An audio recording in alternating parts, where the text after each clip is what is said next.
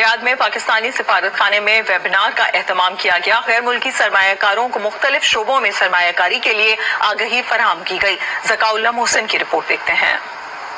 Riyadh में पाकिस्तानी सफारत खाने का वेबिनार। सफीर बिलाल अकबर ने गैर मुल्की सरमायाकारों को पाकिस्तान में रियल एस्टेट और दीगर शोबों में सरमायाकारी से मुतालिक ब्रीफ किया।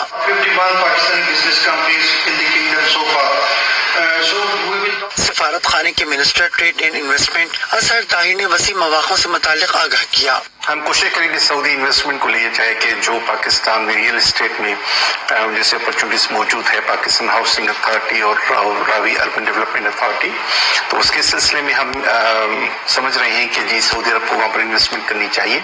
We're inviting Pakistani big construction giants to come in, and the construction market is booming at $30 to $35 billion a year. Webinar में चेयरमैन नया Pakistan housing authority Anwar Haider, chairman Pak Saudi joint business council Fahad Albash और कारोबारी अफराद ने शिरकत की।